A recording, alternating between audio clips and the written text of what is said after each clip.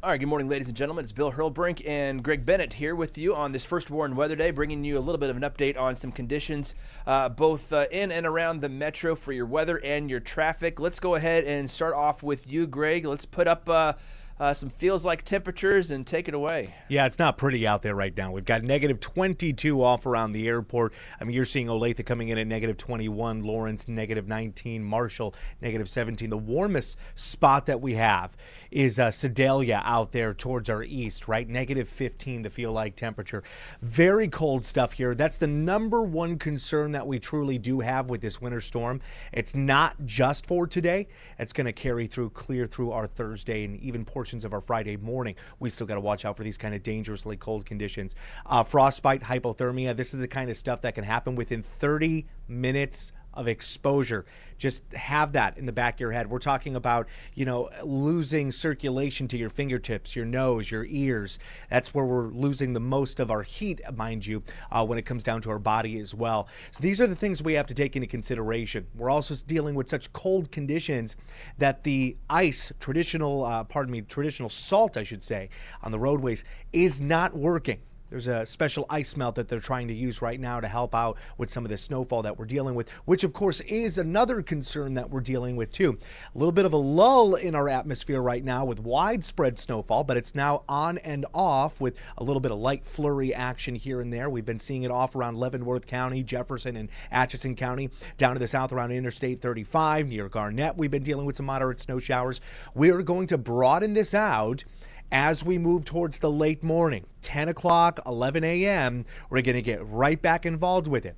I don't anticipate heavy snow shower activity, but it's going to be steady light flurries or light snow showers with, at times, moderate snow shower activity that will continue into the early evening. That's where we're going to get our accumulation out of this. We've already gotten about an inch to 2 inches on average, and we could easily see another 3 inches, maybe another 4 inches with the rest that develops as we go on through the day side here. It's plenty enough to coat the roadways. This is a dry, powdery kind of snow, and with the wind that we're dealing with, well, we're getting into low visibility due to blowing snow, which is going to get back onto those roadways. So this is something that's going to be prolonged even after the winter storm, getting into the overnight, even into portions of our Wednesday morning. We could have blowing snow, low visibility on top of those really dangerous temperatures. Yeah, it is not looking pretty here as we go towards the week in terms of our temperatures, that's for sure. Also, what's not looking pretty are some of the roads out there. We're going to get to our Samantha Boring in just a moment, but I did want to give this quick update. This is an interstate here in Kansas City, southbound 635 over the rail yard. Couple of different crashes happening out on here, and you have a lot of traffic trying to make that run between I-70 down to I-35, and a lot of traffic is getting held up here on portions of the interstate here. Again, we're looking south. This is southbound 635 past Kansas Avenue, past the Kansas River, over the rail yard there, one of the biggest rail yards in the country, and you can definitely see a lot of traffic sitting on it right now just waiting. I do want to get out live to our Samantha Boring. She is in the First Warn 5 weather tracker. Samantha, thanks for taking some time here and kind of just give us an update about where you are. You were out east near Oak Grove where a semi had jackknifed and still had eastbound I-70 closed here a few minutes ago.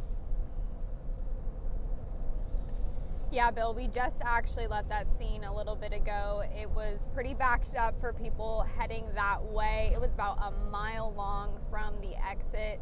So a lot of people just waiting to get off the highway and then get back on where it is closed. So let me give you a look though. We're at westbound I-70 heading towards Kansas City. We just are passing through the Independence area right now. The roads are looking pretty good out in this area. You can see the far left lanes a little covered, but it's nothing to worry about.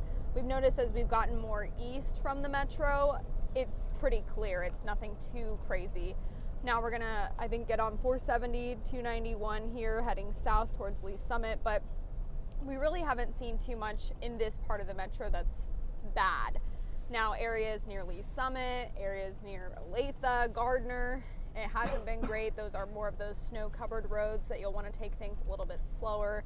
But luckily, this side of town, people are having a little bit easier commute this morning. Good. I was going to say, if you kept going west on I-70, you were going to run into a pair of crashes. There's 2 of them down by the sports complex, so it's a good thing that you guys are headed south on 470 right now, Samantha. So you guys stay safe. We'll check back in with you here in just a little bit. But again, thank you for that report. Again, that's our Samantha Boring live in the First Warn 5 weather tracker. And Greg, the good news is it seems like with this powdery snow, it was able to be treated a little bit quicker. Yeah. Maybe it was able to get blown off of the highway a little faster. So despite, I mean, I'd say I got probably, when I left the house this morning, there was probably a good 2 to 3 inches of snow in my driveway. And I don't know if that was just straight snowfall. Maybe that was drifting snow, blowing snow a little bit. But it seemed like the highway seemed to be in pretty good condition this time around. You know, I was surprised of it myself, doing that kind of early morning kind of commute, coming through K7 and then hitting 70 and then moving out towards the 18th Street Expressway to get over here to enter the Rolling Park and then finally Shawnee Mission area.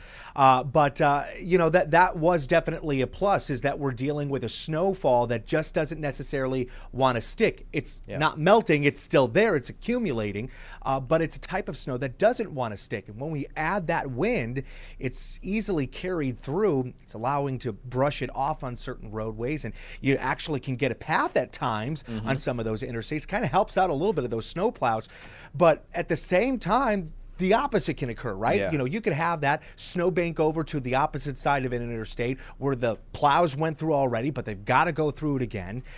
So, you know, it's one of those checks and balances kind of situations that we're going to be monitoring with this, with the wind, which is all mainly coming out of the northeast through the day. And that's one of the things I wanted to bring up, because you had this graphic this morning as part of this stretch of extended bad weather we're expecting. I think this really tells the tale pretty well. And I mean, today is a First Warn weather day because of the snow and the wind chill, but kind of walk us through Wednesday and Thursday. Again, we have these highest alerts placed on 3 days this week because we have some very dangerously cold weather heading our way. Exactly, Bill. So what we're looking at right now, you're seeing those wind chill ranges. I want to be very clear that these particular wind chill ranges are for your mornings, okay? They are not necessarily for the day side. We'll talk more about that in a quick second. But these are going to be your most cold temperatures, feel-like temperatures that you're going to see, which is going to be up around that sunrise time frame. So what's happening here is that we're going to get rid of this area of low pressure that's kind of concentrated to the south of us. That'll transition out more towards the Gulf of Mexico and the southeast areas of the country. What we have above us to the north is a very large area of high pressure, and that's really flirting centered around the border of the U.S. and Canada, and it stretches all the way past the Arctic Circle. At the same time, we also have the jet stream above that high pressure system that is basically deepening right down towards our neck of the woods through the Central Plains and the Missouri River Valley. It originates from the Arctic Circle. So we've got 2 different weather features, the jet stream and that high pressure system, that are pulling on that cold weather atmosphere from well up north, and it carries it down to the south. So what happens as we move towards our Wednesday, Thursday, and Friday, as you can tell, we have these significantly widespread wind to chill values that are even colder than what we're dealing with now. And we've got gusts today up to 25 miles per hour that are pulling us to feel like temperatures around -20 to -25 degrees. Tomorrow, the wind lessens. Okay, so we're not dealing with gusts at 25 miles per hour tomorrow. We might be dealing with a gust at 15 miles per hour and a 5 to 15 mile per hour sustained wind.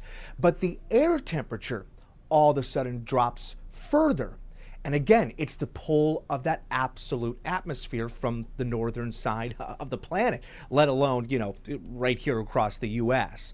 So we drop that temperature, and even though we see less wind, we're still going to see significant wind chill values. -12, the morning low for Thursday. That's the air temperature. And with a 5 to 10 mile per hour wind, that can still produce feel likes almost up to -30 degrees. Now, I do want to interrupt you because we only have a few more minutes. I'm going to take your picture off of here because it's kind of hiding my favorite part of this 7-day forecast here. So get ready for this. 3, 2, 1, boop. Ah, Look double at nickels. that. Look at that. You're welcome. You're welcome, Kansas City. No, there's a light at the end of the tunnel here. I'm so happy that we're seeing a major warm-up. It's a surge of warm air that lifts out of the southwest, and it continues on into our forecast. I got 55 on Monday, but Tuesday we're looking close to about 60, 61 degrees. A week from today, we could be in the 60s. Hard to believe with those negative 12 or whatever they are, the ridiculously cold temperatures for Thursday morning. Hard to believe that just in 5 days, that's going to shift 70 degrees. It's a beautiful thing there. You know, we're going to go from parkas to board shorts, flip-flops. Exactly. Yeah, absolutely. All right, well, speaking of going somewhere, we have to head back down to the studio. We have a live cut-in coming up on KCTV5 here in about 3.5 minutes. So we're going to see how fast Bill and Greg can take the stairs. Have a great rest of your Tuesday, and we'll see you on TV here in just a couple of minutes. Take care.